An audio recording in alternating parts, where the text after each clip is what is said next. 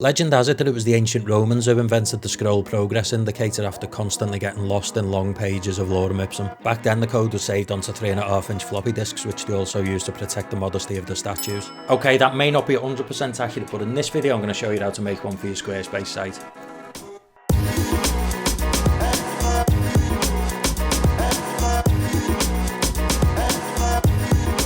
So in this example I'm going to be using a Squarespace 7.1, not a template, website, but this will be exactly the same for your Squarespace 7 templates.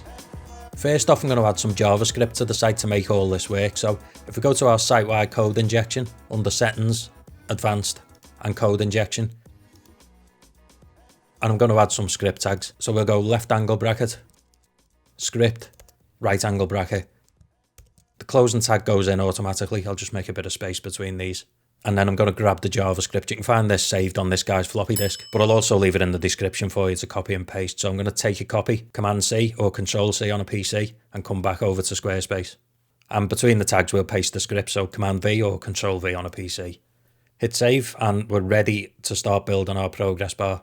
So if you wanted this to display on every single page of your website, this next part that we're going to do, you put that underneath the JavaScript that we've just put in. But in this example, I'm just going to show you how to put it into individual pages on your site. So I'm going to go to the Pages menu and click on the cog icon next to the page that I want to add the progress indicator to. And under the Advanced tab, in the page header code injection, we'll go left angle bracket, div, space, class, equals, quotation mark, and I'm going to call this one progress container. So we'll go progress hyphen container, quotation mark, right angle bracket, closing tags in. We'll just make a bit of space between these. So this is exactly what it says it is. It's the container for the progress bar. And then in this container, we'll put the actual moving bar itself. So in between the tags, we'll go left angle bracket, div, space, class, equals, quotation mark. I'm going to go progress hyphen bar, quotation mark, leave a space. And then I'm going to go ID equals quotation mark, progress bar, all one word with the capital B. Another quotation mark, right angle bracket, and the closing tag's gone in. So this progress bar ID needs to match the ID in the JavaScript that we added. You can call either of them what you want, just as long as they match exactly. So that's our progress bar built. If we hit save and preview the page, you'll see that nothing's happening. That's because we need to apply some CSS to style both the progress container and the progress bar. So if we head over to our custom CSS, and I'm going to start this with the progress bar container. So we'll go dot progress hyphen container, curly bracket.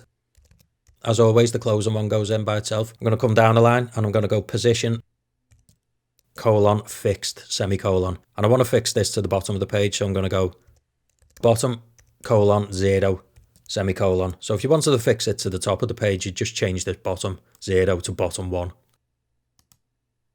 Next, I want to make it span the full width of the screen. So I'm going to go width, colon, 100%, semicolon.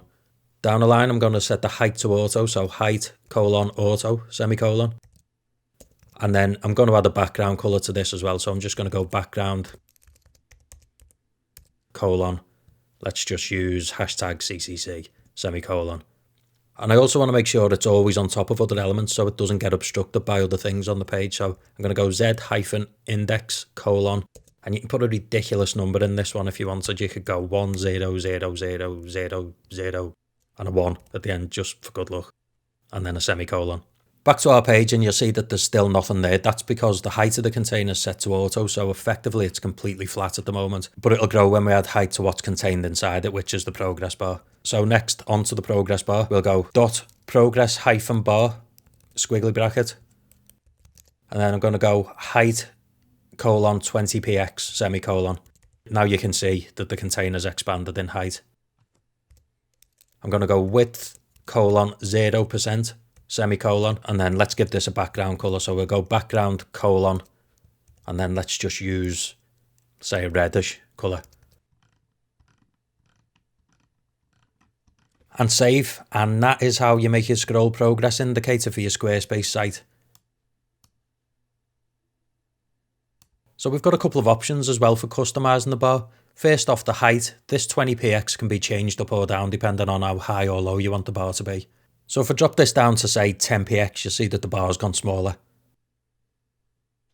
Also, the background colour can be adjusted by changing this hex code. You could even put a gradient colour in here to make it look more funky. I use a website called Squarespace to generate gradient colours. As always, there'll be a link in the description. And you can simply replace the background colour by copying and pasting the code in that you generate from the website.